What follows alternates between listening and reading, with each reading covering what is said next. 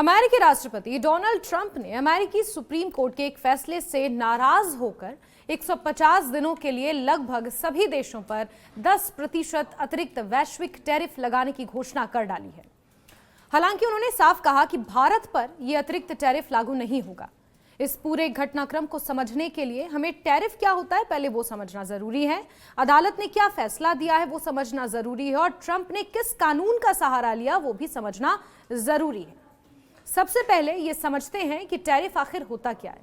Tariff दरअसल आयात शुल्क है, यानी जब कोई देश दूसरे देश से सामान खरीदता है तो उस पर सरकार द्वारा लगाया गया टैक्स होता है। अगर अमेरिका, चीन या किसी और देश से सामान मंगवाता है और उस पर 10% टैरिफ लगा देता है तो उस सामान की कीमत बढ़ जाती है। इसका असर ये होता है कि विदेशी सामान महंगा हो जाता है और घरेलू उत्पादों को प्रतिस्पर्धा में बढ़त मिलती है।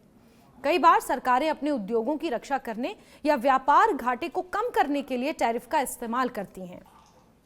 ट्रंप ने पहले भी अपने कार्यकाल में कई देशों पर टैरिफ लगाए थे। उन्होंने अंतर्राष्ट्रीय आपातकालीन आर्थिक शक्तियां अधिनियम यानी IEEPA के तहत व्यापक वैश्विक टैरिफ लागू किए थे। यह कानून राष्ट्रपति को आपात स्थिति में आर्थिक कदम उठाने की शक्ति देता है। ट्रंप का तर्क था कि अमेरिका की आर्थिक सुरक्षा खतरे में है और कुछ देशों की व्यापारिक नीतियां अमेरिका के हितों के खिलाफ हैं। लेकिन अमेरिकी सुप्रीम कोर्ट ने इन टैरिफ को अवैध करार दे दिया है। अदालत का कहना था कि राष्ट्रपति ने इन कानूनों के तहत अपनी शक्तियों का दायरा पार किया है। अमेरिकी सुप्रीम कोर्ट, जिसे औपचारिक रूप से supreme court of United states कहा जाता है, देश की सबसे ऊंची न्यायिक संस्था है। इसके फैसले अंतिम माने जाते हैं और जब इस अदालत ने ट्रंप के टैरिफ को रद्द किया तो ये उनके लिए बड़ा झटका था। ट्रंप ने इस फैसले को निराशाजनक और गलत बताया। उन्होंने कहा कि जजों ने देश के हित में काम नहीं किया और अदालत विदेशी हितों के सामने झुक गई। उन्होंने ये भी कहा कि सुप्रीम कोर्ट में उनकी बात ठीक से सुनी नहीं गई। अब सवाल उठता है कि जब अदालत ने टैरिफ रद्द कर दिए तो ट्रंप ने नए टैरिफ कैसे घोषित कर दिए। यहां पर 1974 के व्यापार अधिनियम की धारा 122 की भूमिका सामने आती है। इस अधिनियम के तहत राष्ट्रपति को यह अधिकार है कि अगर देश को बड़े और गंभीर भुगतान संतुलन यानी बैलेंस ऑफ पेमेंट की समस्या का सामना करना पड़ रहा हो तो वो 150 दिनों के लिए अधिकतम 15% तक का अतिरिक्त शुल्क लगा सकते हैं। ट्रंप ने इसी प्रावधान का उपयोग करते हुए 10% अतिरिक्त वैश्विक टैरिफ लगाने की घोषणा की। भुगतान संतुलन या बैलेंस ऑफ पेमेंट का अर्थ होता है कि एक देश दुनिया के बाकी देशों से जितना खरीदता है और जितना बेचता है उसके बीच का संतुलन। अगर कोई देश लगातार ज्यादा आयात कर रहा है और कम निर्यात कर रहा है, उसे व्यापार घाटा होता है। ट्रंप लंबे समय से ये कहते रहे हैं कि अमेरिका को कई देशों के साथ व्यापार घाटा हो रहा है और ये अमेरिका के लिए नुकसानदेह है। उनका मानना है कि टैरिफ बढ़ाकर विदेशी सामान को महंगा किया जाए ताकि लोग घरेलू सामान खरीदें और व्यापार घाटा कम हो। ट्रंप ने यह भी कहा कि वो धारा 301 की जांच शुरू करेंगे। धारा 301 अमेरिकी व्यापार कानून का एक महत्वपूर्ण हिस्सा है, जिसके तहत अमेरिका किसी अन्य देश की अनुचित व्यापारिक प्रथाओं की जांच कर सकता है और इसके खिलाफ कदम उठा सकता है।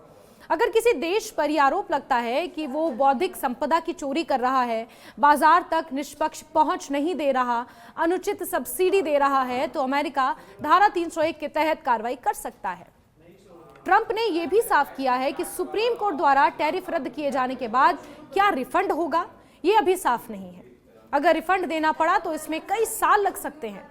इसका मतलब है कि जिन कंपनियों ने पहले ज्यादा शुल्क चुकाया है उन्हें पैसा वापस मिलेगा या नहीं, ये अभी श्योर नहीं है। इस पूरे मामले का महत्वपूर्ण पहलू भारत से भी जुड़ा है। ट्रंप ने कहा कि भारत पर अतिरिक्त 10% टैरिफ नहीं लगाया जाएगा। उन्होंने भारत के प्रधानमंत्री नरेंद्र मोदी की तारीफ करते हुए उन्हें महान नेता और अपना सबसे अच्छा दोस्त बताया।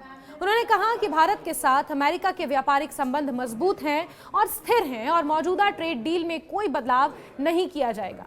ये बयान भारत के लिए राहत की खबर माना जा रहा है। अगर भारत पर भी अतिरिक्त टैरिफ लगा तो भारतीय निर्यातकों को नुकसान हो सकता था। उदाहरण के लिए अगर अमेरिका भारत से कपड़ा, दवाइयां या इंजीनियरिंग सामान आयात करता है और उन पर अतिरिक्त 10% टैरिफ लगा देता है तो अमेरिकी बाजार में भारतीय सामान महंगा हो जाता है। इससे भारतीय कंपनियों की प्रतिस्पर्धा क्षमता घट सकती थी, लेकिन ट्रंप के बयान से यह संकेत मिला है कि भारत के साथ व्यापारिक संबंधों को विशेष महत्व दिया जा रहा है। अमेरिका अब सुधरे भारत के साथ व्यापारिक रिश्तों को खराब नहीं करना चाहता। अब अगर व्यापक रूप से देखें तो ट्रंप की ये रणनीति आर्थिक राष्ट्रवाद पर आधारित है। वो अमेरिका फर्स्ट की नीति के समर्थक हमेशा से रहे हैं। उनका कहना है कि देश की आर्थिक सुरक्षा बेहद जरूरी है और जरूरत पड़ने पर वो किसी भी देश के साथ व्यापार बंद करने का अधिकार रखते हैं। उनका दावा है कि टैरिफ से अमेरिका को अधिक राजस्व मिलेगा और घरेलू उद्योगों को सुरक्षा मिलेगी। हालांकि अर्थशास्त्र के नजरिए से टैरिफ के फायदे और नुकसान दोनों होते हैं।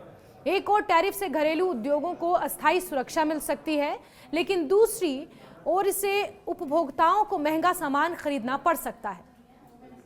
अगर अमेरिका विदेशी सामान पर ज्यादा टैक्स लगाएगा तो उसकी कीमत अमेरिकी बाजार में बढ़ेगी। ये बोझ आम उपभोक्ताओं पर पड़ सकता है। इसके अलावा जिन देशों पर टैरिफ लगाया जाता है वो भी जवाबी कार्रवाई कर सकते हैं। इससे व्यापार युद्ध की स्थिति बन सकती है, जैसा पहले अमेरिका और चीन के बीच देखा गया था। सुप्रीम कोर्ट का यह फैसला दिखाता है कि अमेरिका में सत्ता का संतुलन कैसे काम करता है। वहां राष्ट्रपति के पास व्यापक शक्तियां हैं, लेकिन न्यायपालिका उन पर नजर रखती है। अगर अदालत को लगता है कि राष्ट्रपति ने कानून की सीमाएं पार की हैं, तो वो उनके फैसले को रद्द भी कर सकती है। ये एक लोकतांत्रिक व्यवस्था की एक महत्वपूर्ण विशेषता है। ट्रंप का अदालत पर तीखा हमला ये दर्शाता है कि वो इस फैसले से कितने असंतुष्ट हैं, लेकिन इसके साथ ही उन्होंने कानून के दूसरे प्रावधानों का उपयोग कर अपनी नीतियों को आगे बढ़ाने का रास्ता भी ढूंढ लिया है। इससे यह भी साफ होता है कि राजनीति और कानून के बीच किस तरह जटिल संबंध होते हैं। भारत को इस मामले में विशेष छूट मिलना कूटनीतिक दृष्टि से महत्वपूर्ण है। इससे ये संकेत जाता है कि अमेरिका भारत को एक रणनीतिक साझेदार के रूप में देख रहा है। दोनों देशों के बीच रक्षा, तकनीक और व्यापार के क्षेत्र में सहयोग बढ़ा है। ऐसे में भारत को अतिरिक्त टैरिफ से बाहर रखना दोनों देशों के संबंधों को मजबूत बनाए रखने की दिशा में एक बेहद अहम कदम माना जा सकता है।